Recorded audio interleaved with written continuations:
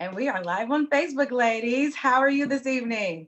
Good. Good. Hi, everybody. So good to have you all. Thank you all to all of our viewers. We have a special edition tonight titled Education as a Practice of Freedom.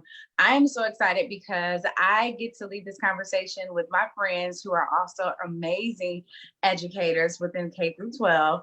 And I just want to start off by reading their bios and then we'll jump right into our session tonight.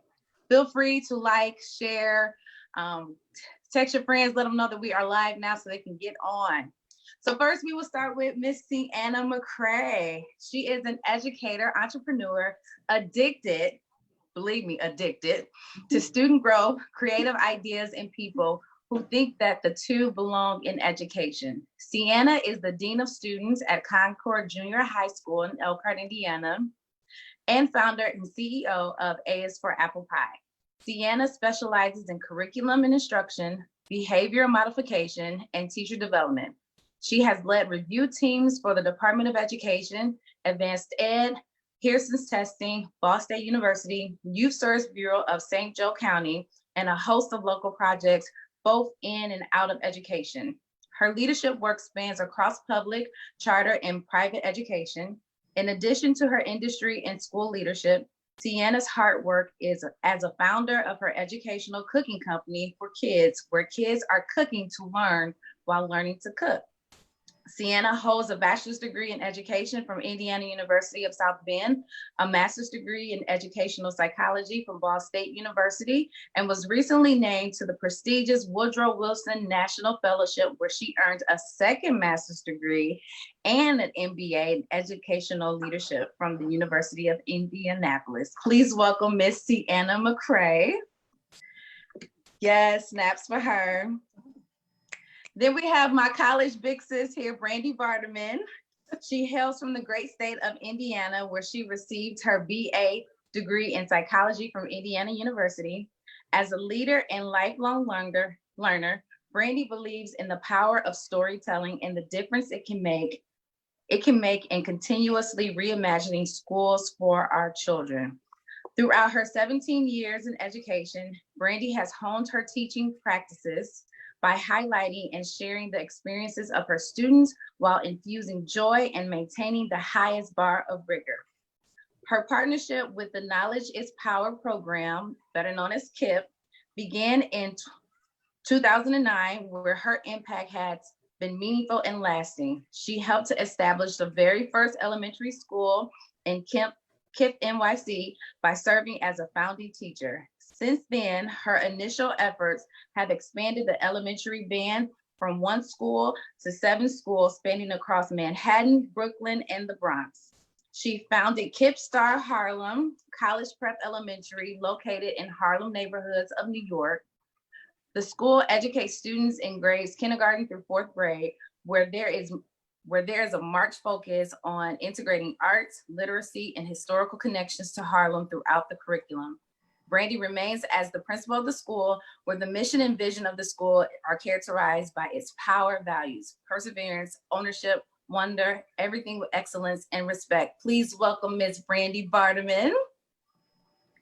Next, we have Ms. Carmen Williams. She has spent her entire career giving back to her community, South Bend, Indiana. Most recently, she served as a middle school building principal and adjunct professor in the same school district and university School of Education from which she graduated. Carmen began her journey in education understanding that the highest effective teacher plays an invaluable role in the lives of students and made a commitment to ensure all students were supported by dedicated teachers.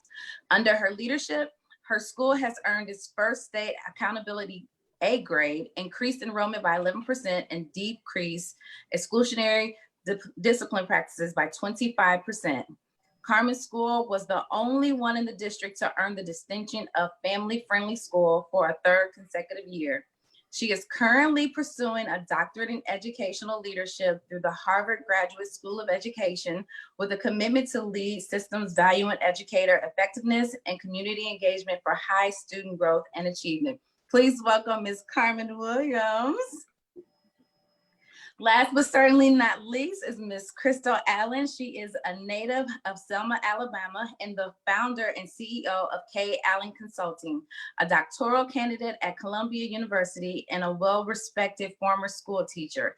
K. Allen Consulting is a global education consulting firm that equips and empowers school systems, nonprofits, and businesses through provisions of personal, professional development, thought leadership, and philanthropy.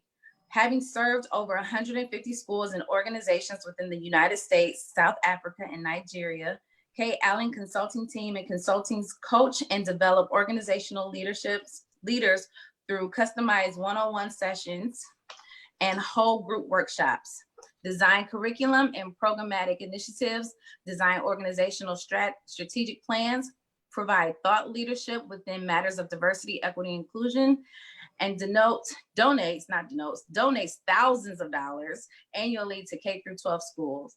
Crystal began her career teaching elementary school, serving as an instructional coach, then assistant principal, and finally leading as a charter school principal. She served as a board member of the board of directors of KidSmart, Success at Thurgood Marshall, New Orleans, and the Selma Center for Nonviolence and Reconciliation. A first-generation college student, Crystal earned her BA from the University of Notre Dame, her master's in education from NLU Chicago, and is currently completing her her doctorate in education in K-12 urban educational leadership at Teachers College, Columbia University. Crystal work and passion for diversity, equity, inclusion, social justice, adult learning, and organizational development are the driving forces of her work and commitment to educational equity. These girls are amazing. Sorry for calling you girls. These women are amazing, and I'm so glad to call them friends, and I'm so excited that they are here with us this afternoon or this evening. So let's jump right into the questions, right? You guys ready? Ready? Yeah. So Crystal, this first question is for you. So the education system within the US was not designed for people of color, more specifically Black people. And for centuries, we've been denied education, and structural racism has existed and has been maintained through policies and procedures. How can teachers and administrators address the structural racism within their practices?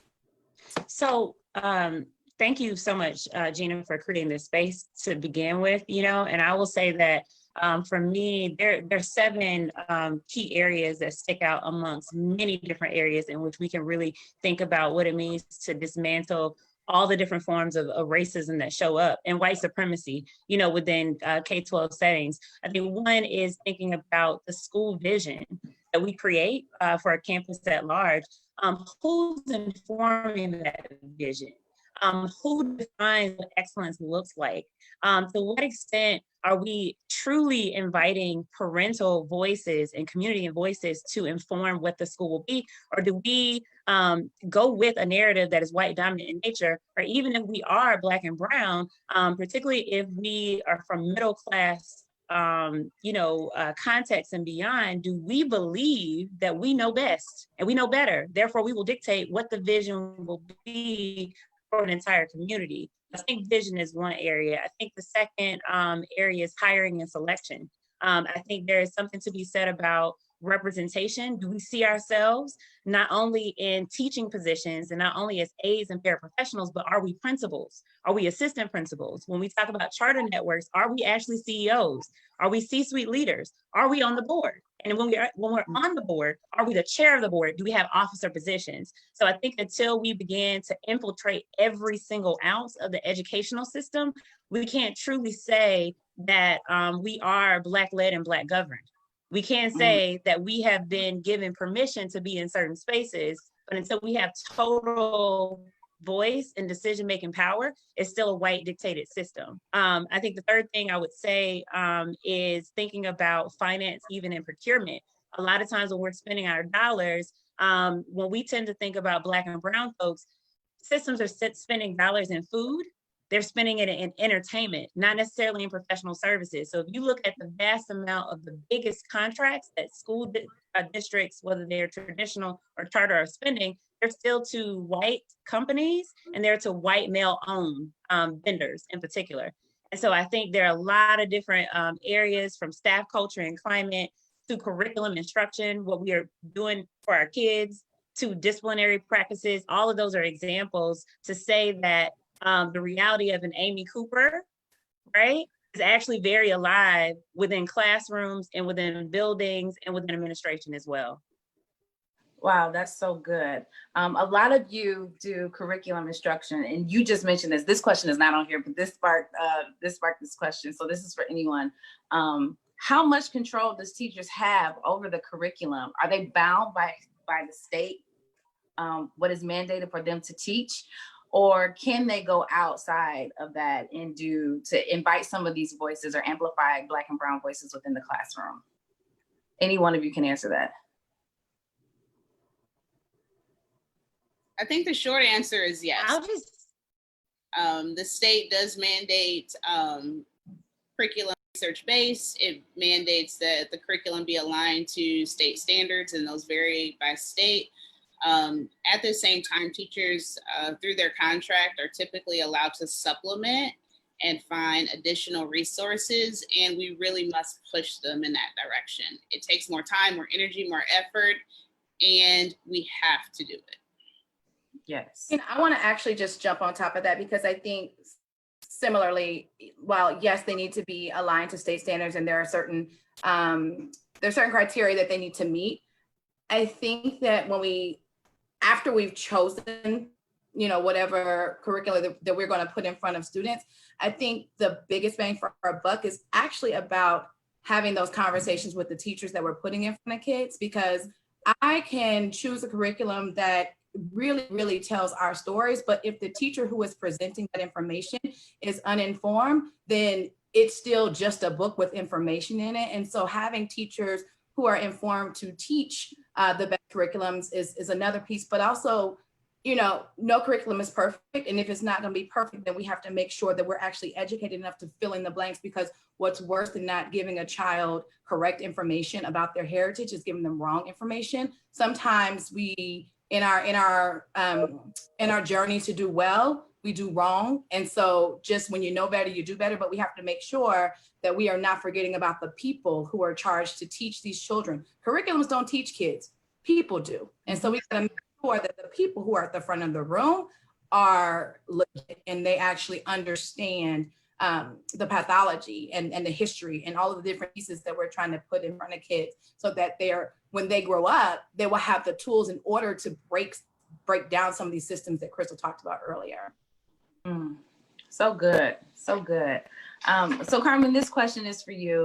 Critical race theory has its origins in legal studies, but it has expanded to other disciplines such as education. So critical race theories highlights the deep-rooted nature of racism as part of social structure norms and examines the intersectionality of race and power structure. Lassing, Billings, and Tate introduced CRT to the field of education to address the inequities embedded within the educational system and to expose how this system maintains dominance through policies and practices, which Crystal just alluded to. Why is it important to center race and examine the intersectionality of race in education? Thank you for that question. And thank you for having me, Regina.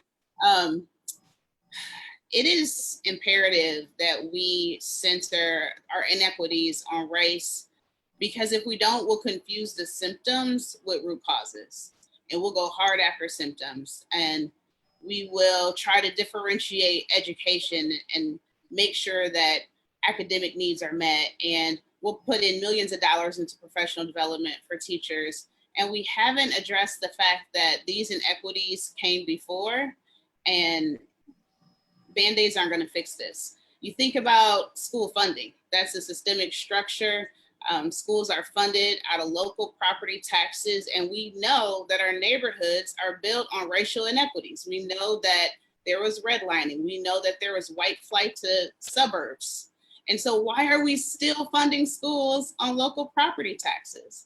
That's racism. And so critical race theory says that this is the reason behind that. And if we don't let our kids know that these inequities are here because of race, they're going to internalize that oppression and think it's them. And teachers are going to try and think it's them. So we really do need to shift our identity from educator to politician. And we really have to go hard after the systems that set us all up to fail and stop being overwhelmed. And I'm saying this out of my experience. Stop being overwhelmed by the symptoms and the band-aids because we're spinning our wheels. Yeah.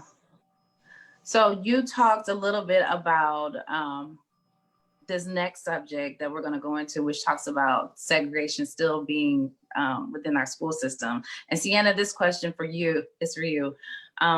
A lot of people think that we've made strides since the Brown versus Board of Education Supreme Court decision in 1954, which granted equal access to education and desegregated the educational institutions. But since then, research shows that we still remain segregated within our school systems. And even within schools that have diverse demographics, there's still segregation among classes. How and why are schools still segregated in 2020?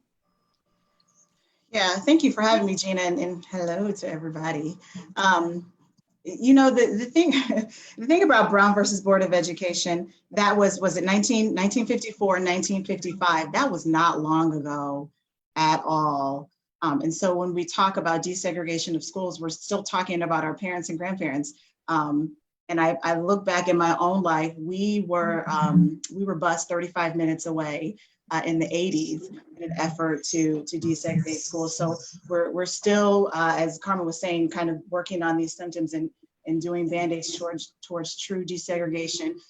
That's a loaded question. When I look at desegregation, I often, when I look at lots of things that are loaded, I try and look at it from a macro level and a micro level, right? So at the macro level, we have home ownership. And so when you're talking about where students go, there's a racial concentration in areas because of redlining, like Carmen discussed. Redlining was legally a way to hold back resources and for governments to hold back resources for families that wanted housing based on where they were.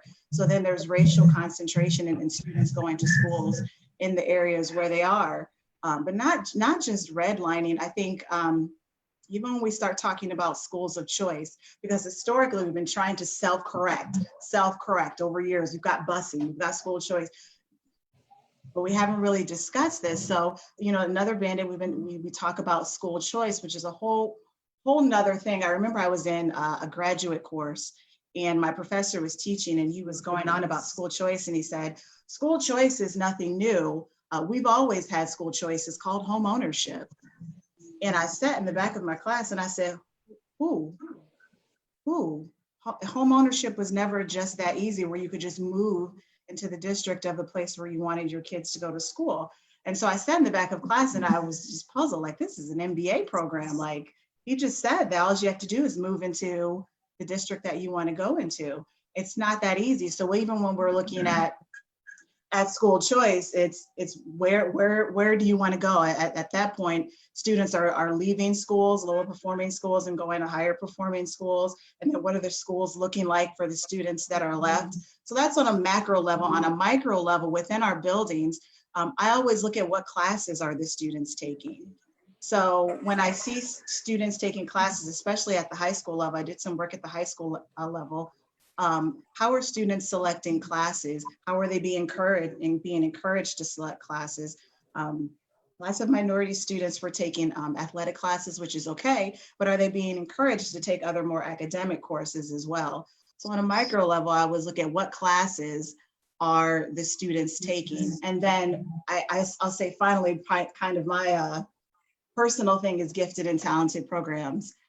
So when I was the coordinator of gifted and talented program, we were identifying students for the gifted and talented program. And so when students are identified for gifted and talented programs, they take an aptitude test and an achievement test. And the achievement test is kind of like your standardized state test. You know, this is what you achieved. And then your aptitude test is your potential. Lots of minority students are found in that aptitude test. And so when I was coordinator, everybody took the test, but in some schools, not everybody takes the test. A teacher has to recommend that a student takes the test. So everybody should be taking these aptitude tests so that we can see if minority students have the potential to be in these gifted and talented classes. I'll share this and then I'll be done. I particularly remember one student, this baby, bless his heart, he was a desk flipping, kind of mouthy student, bless his heart, I loved him. But he was a difficult student. Well, he took the aptitude test and he scored high. He scored, I think, in the 97%. So he qualified for gifted and talented classes. And I remember teachers were like, he's going into the gifted and talented program. Yes, he is. He scored high. He's going in. But they were very concerned. They said, we have a lot of parent involvement. Are parents going to be able to keep up? Is he going to be able to keep up with the work? Yes, we're going to let him try. And that next year he went into the gifted and talented program and we didn't hear a peep from that baby. So he really needed to go into that program and be challenged. So at a micro level, who's in the room making decisions about where these students are, what classes they're taking and what courses that they're taking? It's a loaded question about why there's still segregation in our school, but it's kind of not getting to the heart of how are we identifying students and where are they going? That's so good. You talked about examining the classes that the students are taking. I remember when I was in high school, and for those of you in the South Bend area, Clay all day, went to Clay High School.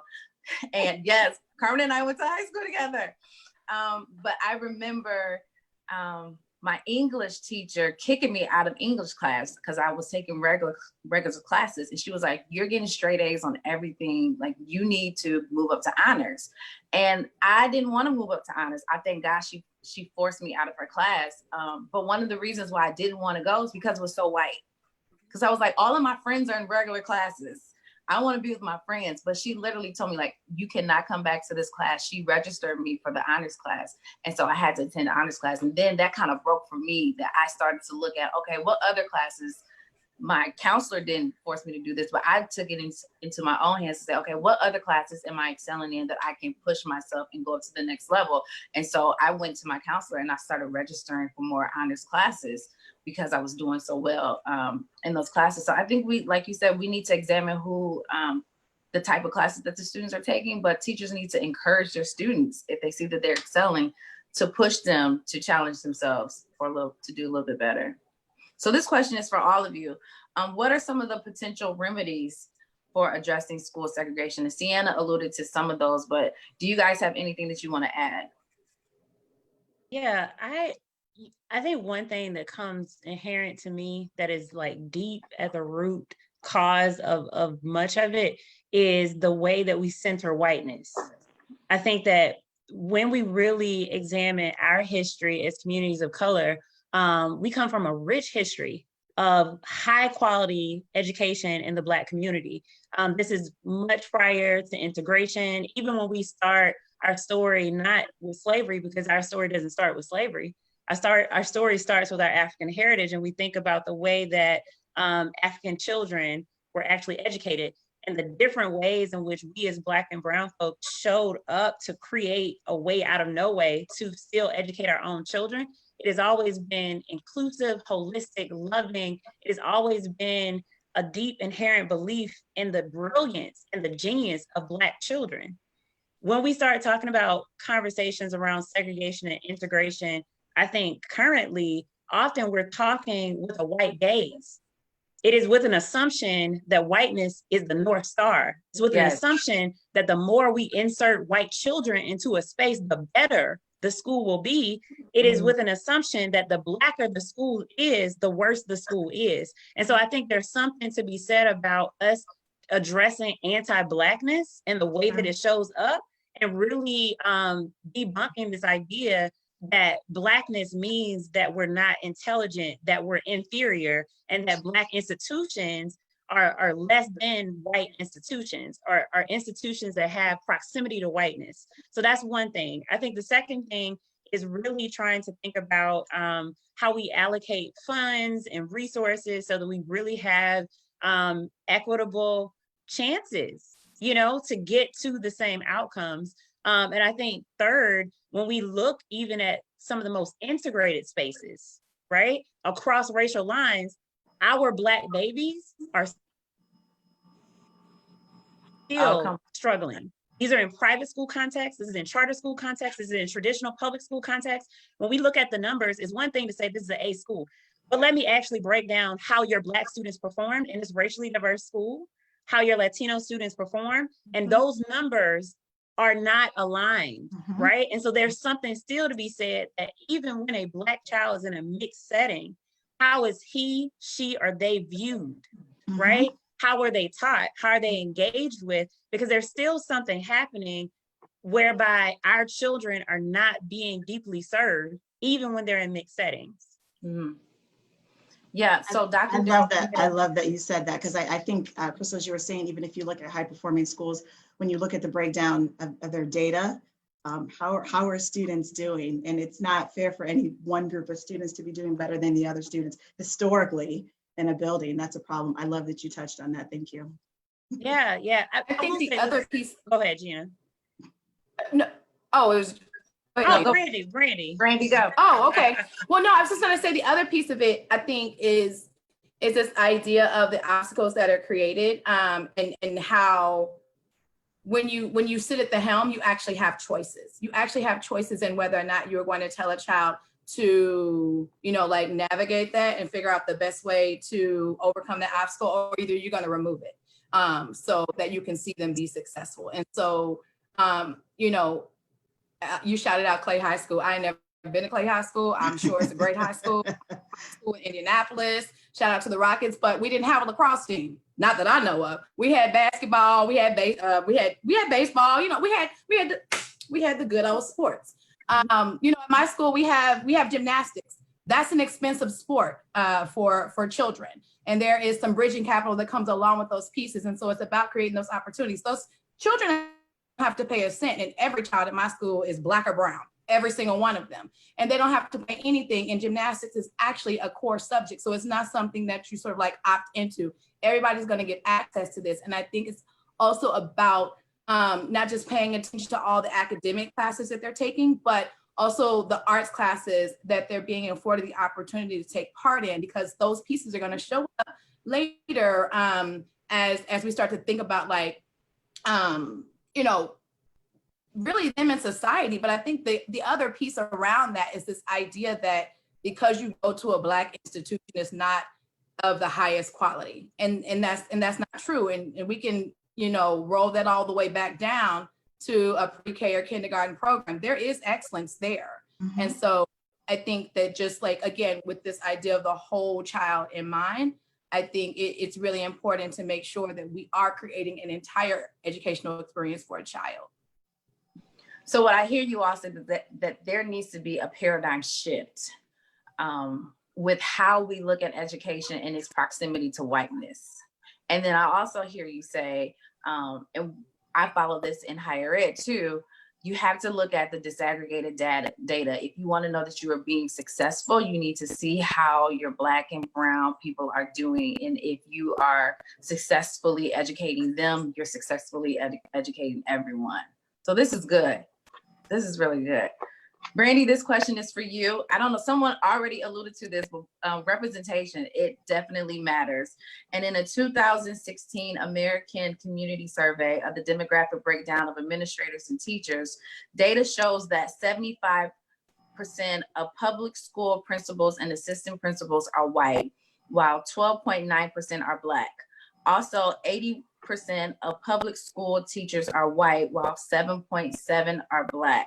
Why is it important for Black children to see themselves as school administrators and teachers, and not just in the cafeteria and custodial roles? Well, okay. Number one, I agree that it is incredibly important for kids to see images of themselves in the community in which they're educated.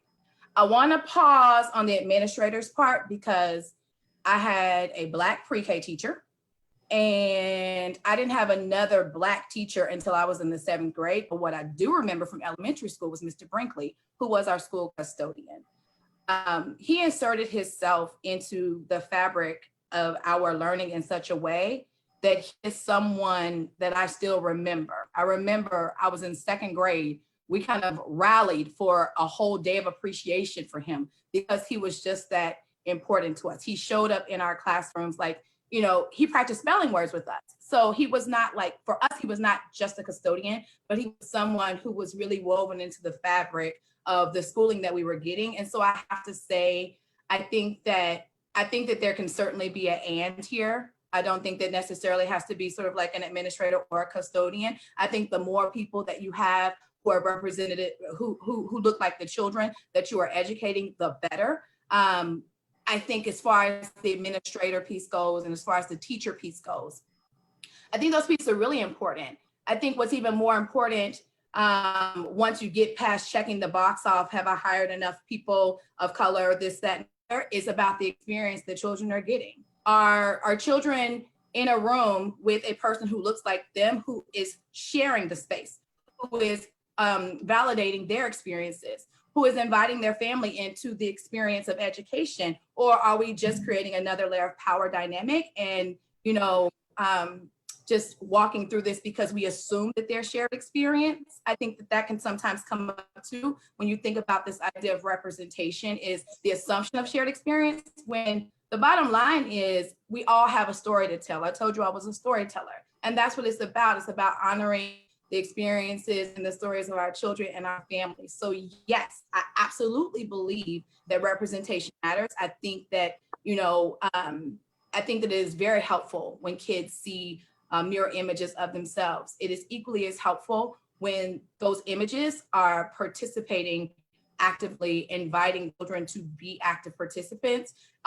supporting children in those opportunities to actualize agency. They are not using their mirror image to set up just another system of power. And so I think that those are the pieces that I think it's most important for us as educators of color to lean into, to make sure that we are showing up for kids and we are providing that supportive space and providing that care. Can I add to that? I think it's important for Black educators to start working on the pipeline now, because Black college educated people are not going to the field of education. And so while we're in school and mentoring these young people, K-12, now that's the time to plant the seed and start the pipeline. We can't wait. The pipeline starts when they're sitting in our seats. So Carmen, you actually touched on our next question. No, this is good. It's flowing. So a study referred to the teacher of color pipeline as leaky. And so this question is, what can districts do to stop the leak and to increase the number of administrators and teachers of color? Mm-hmm. Okay, this is for all of you. Anyone can answer. I'll just jump in and say something that's kind of on my heart. I was talking to my dad about us doing the discussion today. So I'm a second generation educator. My dad is a retired principal. Hey, Daddy. And so I was talking to my dad about it, and it's interesting from a male perspective, the Black males that we see in the building. And so we don't have any on the panel today, but I'll just kind of share his experiences. He was a very successful principal, and he was apprehensive initially about going into education because my dad is brilliant, he's very smart, but it was not a space that was always safe for him. And so, Carmen, I think you're absolutely right when you said that. It triggered my conversation with my dad. It was not always a space that was safe for him. And so he was apprehensive about going back to a field that was not always kind to him when he was 6, 7, 8, 9, 10, 11, 12. My dad was smart, but he felt the oppression even at that age. So I would say, absolutely, these kids are sitting in our seats. We have an opportunity to change how they see education. We have an opportunity to change how they see standing up in front of a classroom. But I'm always reminded of my dad's experience of how he was very apprehensive about returning to education, and he did phenomenal. Yeah, I would add a couple of things. I think number one is compensation. I think that's for any educator. I think especially for Black educators in particular, often our emotional labor, our mental labor, our intellectual contributions can be exploited. Mm-hmm. Our ideas taken, coined, marketed, never given credit, recognition for. I think there are a lot of ways in which Black people in this profession are not necessarily compensated for the way that we contribute to the profession. There are whole frameworks that are built on the back of Black educators, from people studying the moves of Black educators to sell it in a book.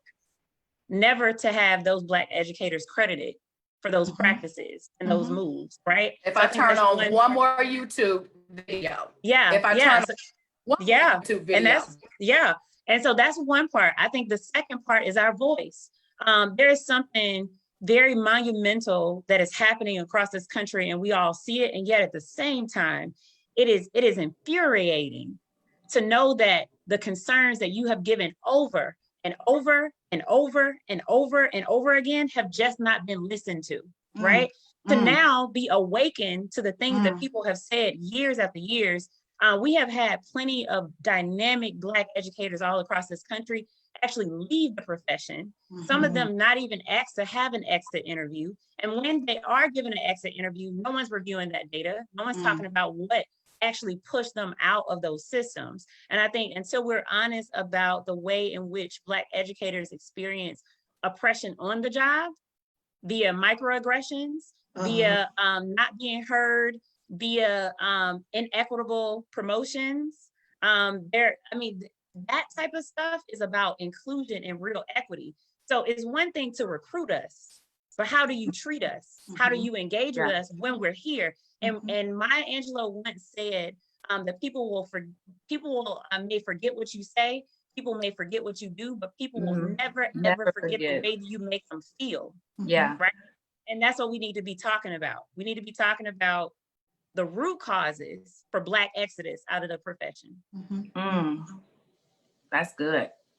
Anybody else got something to say? Anybody want to add to it? That was so good. Crystal, you can keep talking because this question is for you. So Bell Hooks wrote in her book, Teaching to Transgress, and I meant to bring it out here so I can show it to people so they can read it. So she wrote this following passage, and she talked about her experience of being in a segregated school and then being bused to an integrated school. So she's sharing a little bit about her experience. She says here, when we entered racist, desegregated white schools, we left a world where teachers believed that to educate Black children rightly would require a political commitment. Now, we were mainly taught by white teachers whose lessons reinforced racist stereotypes. For Black children, education was no longer about the practice of freedom. For Black folks, teaching, educating was fundamentally political because it was rooted in anti-racist struggle. Indeed, my all-Black school, grade school, became the location where I experienced learning as a revolution. So here's my question. For Black and brown children, what does revolutionary teaching and learning look like considering 80% of public school teachers are white? I think that number one, it entails us understanding that in order to change our system, we literally have to dismantle our system, and we have to get comfortable with this idea of dismantling, because even the mention of the word can make some folks feel uncomfortable. Because the way that also, assimilation has been indoctrinated into how we've been socialized. Some of us can hear dismantling. We're like, I don't want to have anything affiliated with it because I want to be perceived as a safe Black person, Black person to the system, so that I'm not in any way seen as rocking the boat, right? And the reality is that if our system is broken, because mind you, the system is broken, not our babies, right? If the system is broken and you actually need to fix it, you have to understand that the system itself is inherently doing what it was designed to do, period. So you're never gonna get equitable outcomes from a system that wasn't created on a foundation of equity to begin with.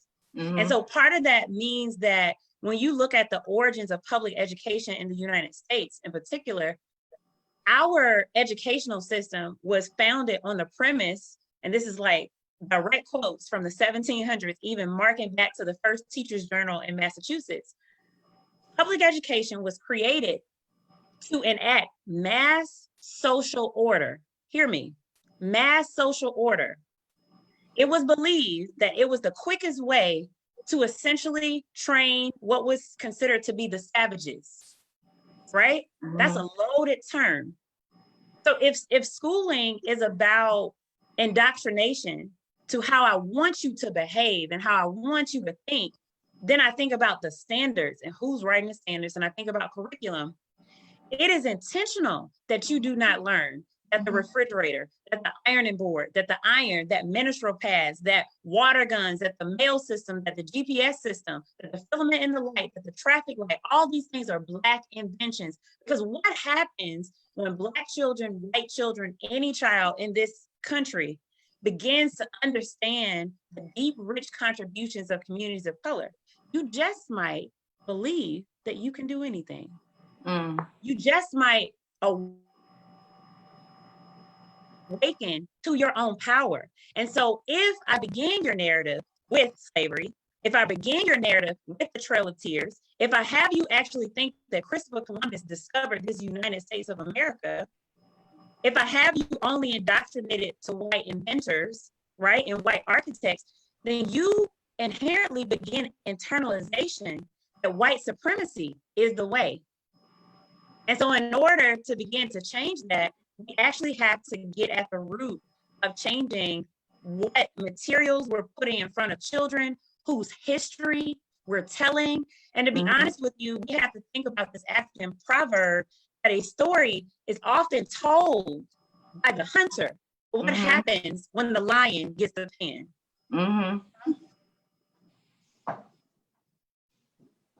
I'm mad because the devil is busy and cut off the last part of what you said. But I know I'm very familiar with the African proverb. Can you say it again?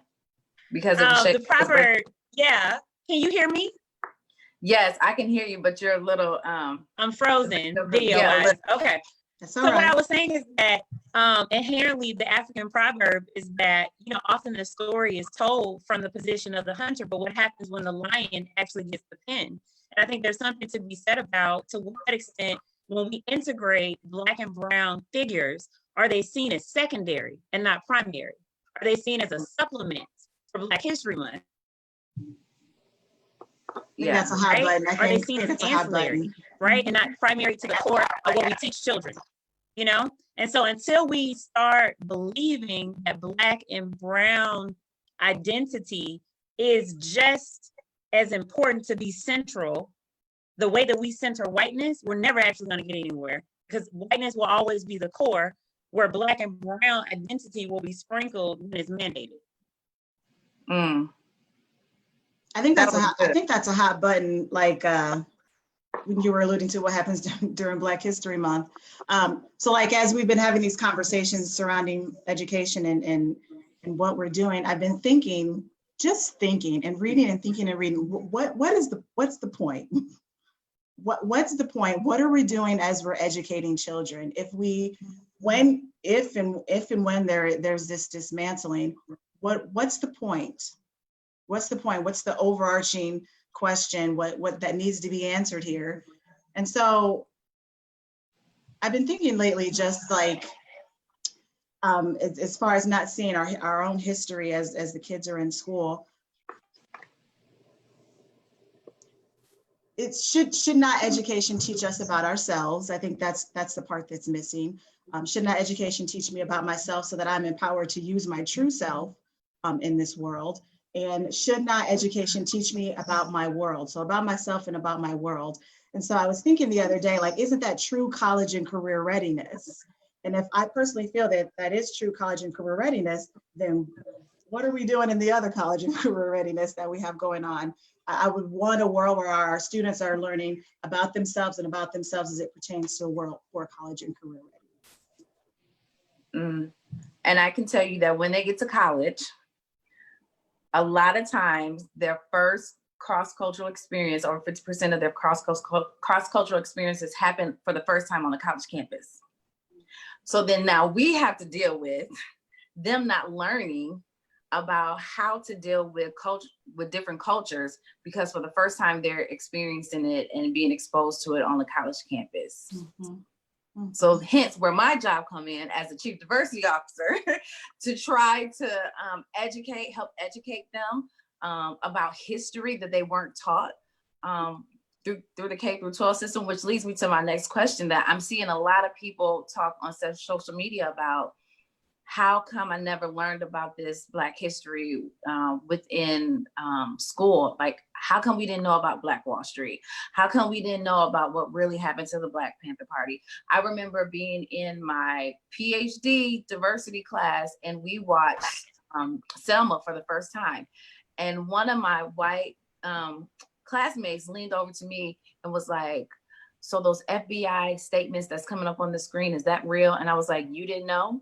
Like, you didn't know that they infiltrated MLK, his whole crew, that they bugged his home and his telephone? Like, you didn't know this? And we are in a PhD class? Like, you didn't know? Like, I was just like, wow. So here's my question. Bell Hooks also wrote that learning at its most powerful could indeed liberate. So has the education system failed to liberate us by intentionally silencing our narratives? And I believe the answer is yes, because Crystal talked about that. But does anyone want to talk about that? I don't think we provide opportunities for students to, again, know myself and know myself within the world. I don't think we provide opportunities for all students to know that. I think that some students, when they learn the history of America or world history, they're learned about themselves, but our Black students, do they have that opportunity to learn themselves and learn about their placement and position and navigation of the world? I don't think so. So then how do you answer a colleague that would say, well, you know, during Black History Month, we talk about Rosa Parks, we talk about Martin Luther King. They don't want to talk about Malcolm X. We learned that at home. But, you know, so then what do you say to your colleagues to say, but we do talk about these things? I think that there's a value in our education system, in our K-12 schools specifically, around being united, being one, being inclusive, being colorblind. And we've got to penetrate that. We've got to penetrate that because we don't want to talk about anything that is painful. We don't have the tools. We don't have the supports in place. And so anything that looks like trauma or hurt or pain, adults I'm talking about, don't have the capacity as we stand to handle it. And it's unfortunate for them as adults, and it's unfortunate for our future generations. And so I think it's up to our leaders in education to support adults in their learning and their capacity building to deal with the hurt and pain of the past so that we can genuinely move forward.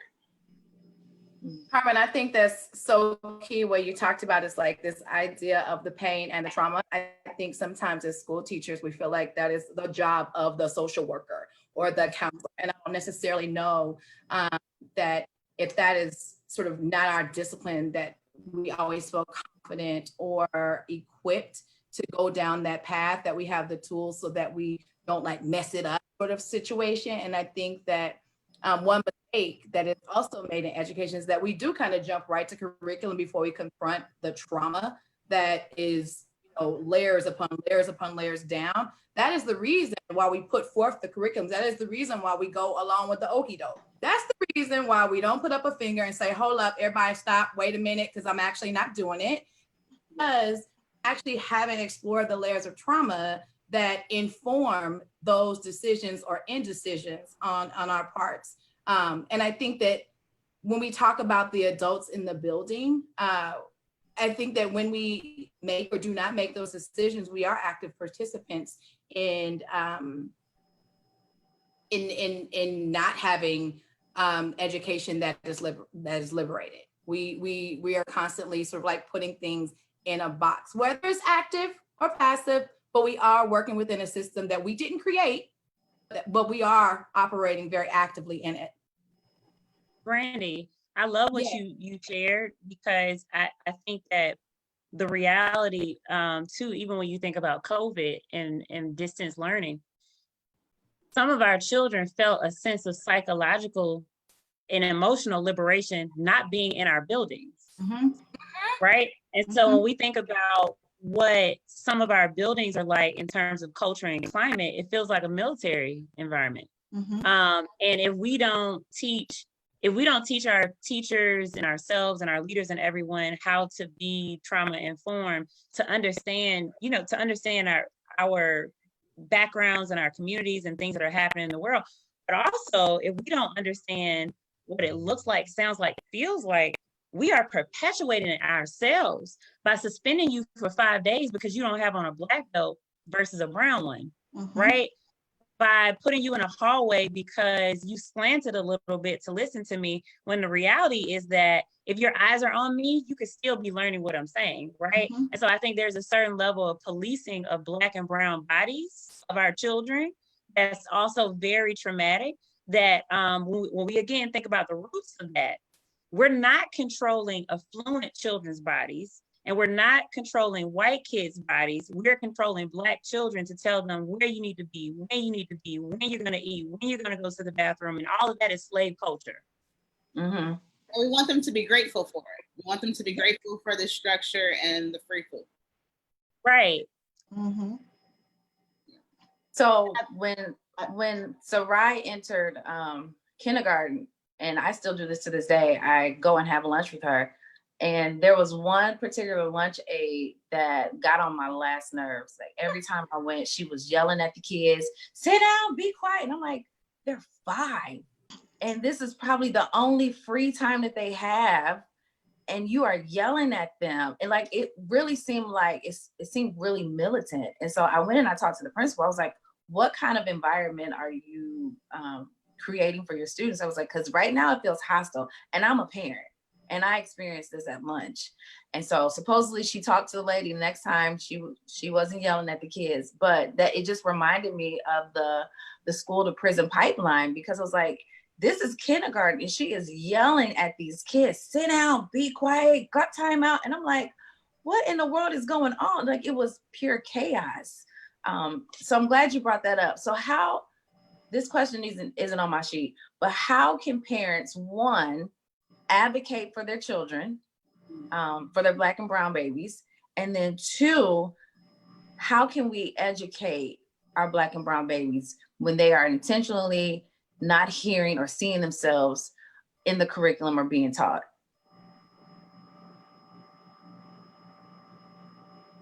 I think you hold space for families first and foremost. I don't think that there is. So I guess I'm not a parent. I think I'm speaking from the other perspective. As a leader, as a person who does school and who is in school all the time, I think it's important for that space to be held. I think the idea of having sure, there are certain structures, there are, meetings with the families and things like that. But I think that there are those pieces. I also feel like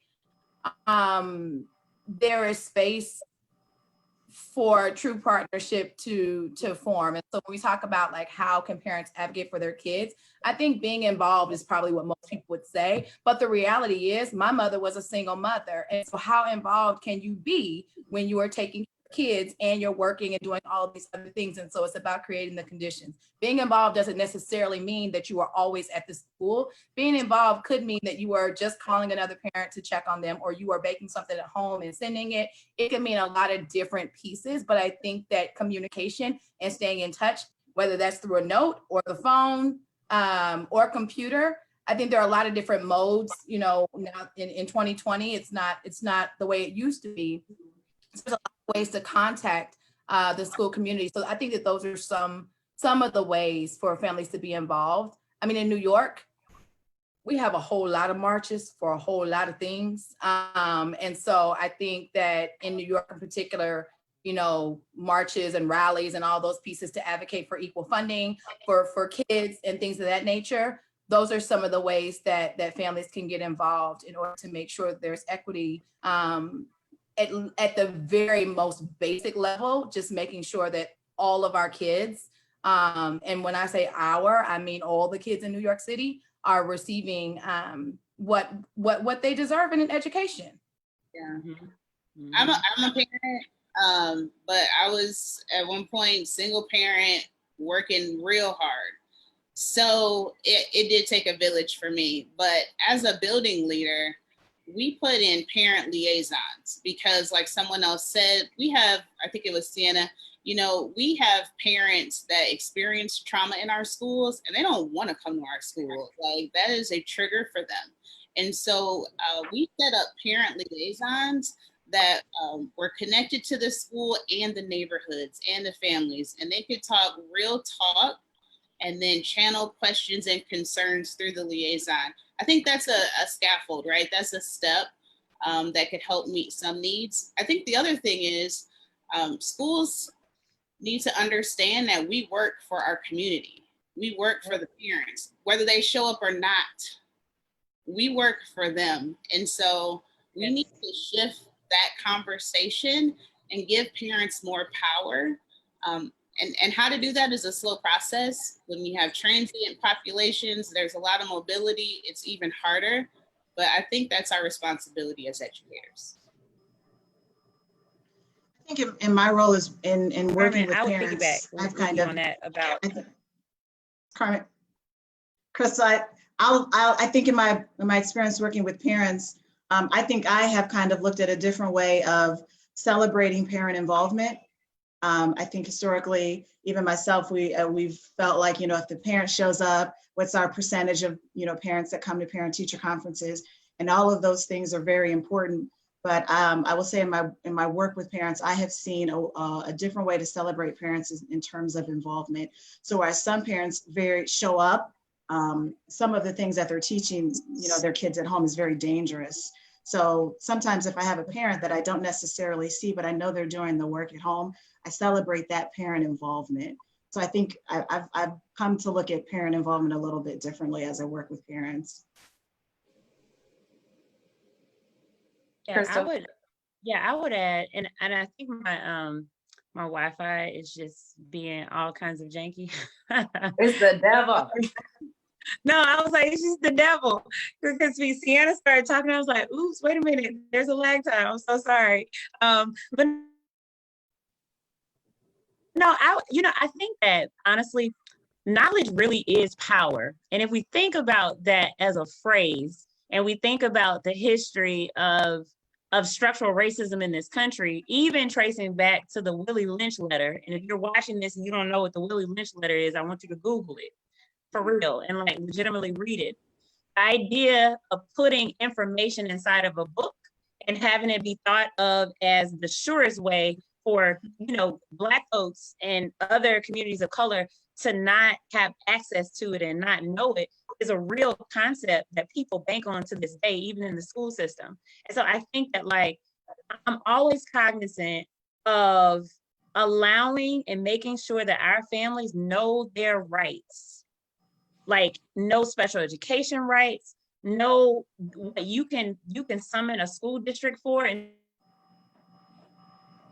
terms of public record requests, being able to ask for policies, handbooks, like all of those things to me are so critical for families to know that they have a right to, because quite often in Black communities and in communities that service low-income families, we as educational practitioners do not want them to have that information.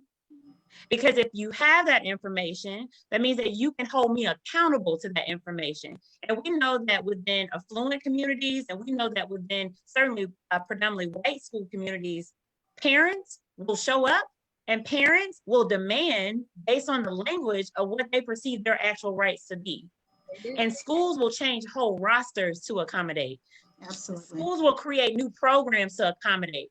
Schools will do something just to accommodate one child. And so I think there's something to be said about the schema then of a Black parent or of a parent who doesn't come from a lot of financial means showing up at the school and demanding their rights and us seeing them as a problem, right? Like literally labeling, oh, she's problematic. Oh, someone needs to handle her. Someone needs to deal with them, right? And so I think there's something to be said about to what extent are we truly bought into a community approach? Because to the extent that we see families as partners, you engage with your partner differently. Mm-hmm. You actually make decisions with your partner. You actually ask them what they think. I don't care. You don't make a move without your partner. But if I don't actually see you as a partner, you're always on the receiving end of me making a decision because I believe I know best. And your job is to listen to what I have to say.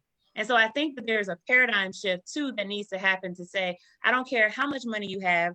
I don't care if you're coming from a Black or brown community. We're going to figure out how to do school with you, not to you. Right. And that's a different way of being.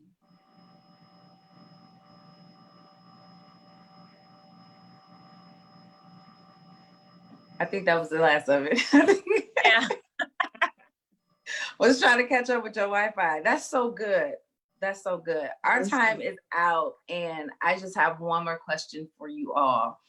As educators who have chosen to go into this system, knowing that it is broken or fully functioning as it was designed, what are you fighting for within education?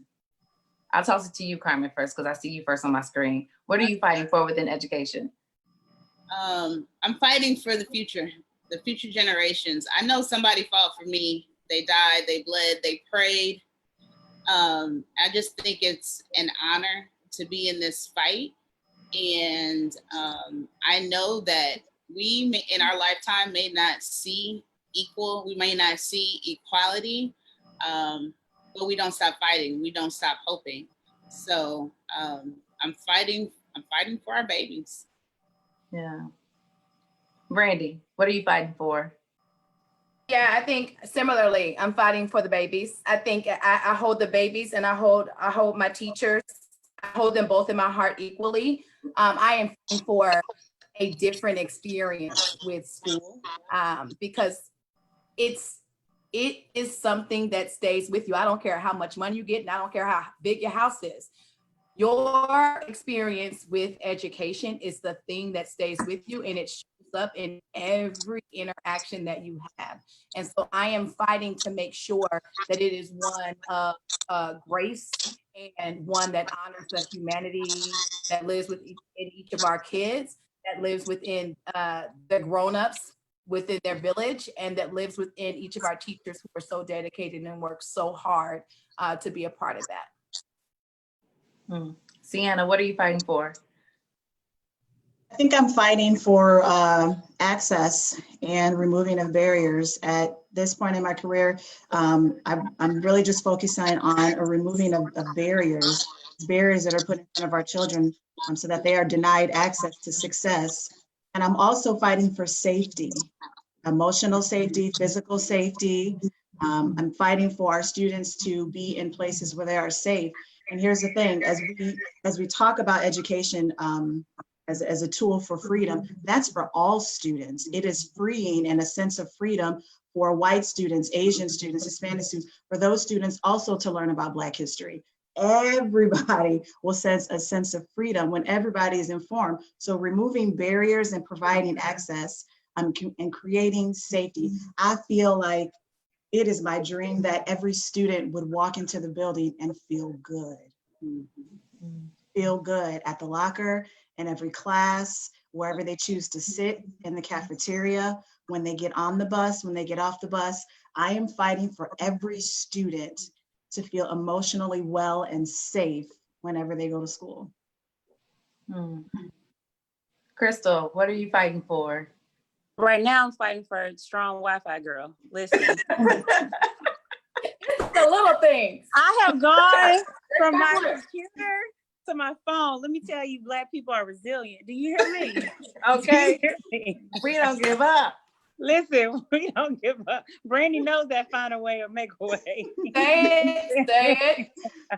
So, I mean, for me, I would say that what I'm fighting for and what I'm standing in is the dopeness and the most amazing attributes of Blackness in this moment, to be honest with you, because I think that there's something so incredible about loving who you are and about deeply understanding who you are and about really relishing in your power. I think that gone are the days of trying to figure out again how we measure success in proximity to whiteness. Period. I think that for me as a Black woman, Blackness is my bar. And if I am to be also a woman of faith, my ability to live in my faith, that is also my bar. And so when I'm most fully tapped into my purpose, and I'm most fully tapped into the power of my ancestors, I'm unstoppable. And I want that for every Black and brown child, to understand the unique gifts and talents that they bring to the table, because they are inherently genius. They are inherently dope. They are inherently innovative. They are inherently funny and multi-talented, because Black people are not a monolith, right? They're just incredible. And I think the more that we can let go of seeing our children and our communities from a deficit-based lens and live into our power, we're absolutely unstoppable. And to be honest with you, people know that. The system of white supremacy banks on us not knowing who we are and is afraid of what happens when we actually know who we are. All right, let's drop the mic on that one. I love y'all. Y'all are so dope. I was so excited about this one because I knew I had brilliant minds and dope Black women on here talking about education. So thank you so much for pouring into our audience and our viewers. I really do appreciate it. So to my viewers, if you like what you heard, please let us know, like, share this video, make comments. We definitely want to hear from you. Thank you, Carmen. Thank you, Brandy. Thank you, Sienna. Thank you, Crystal, for spending an hour with me tonight. Thank you for having me, Jean. Yeah, we love you, Gina. Love you. Love you. All right, y'all. Have a good night. Bye. Bye. Bye.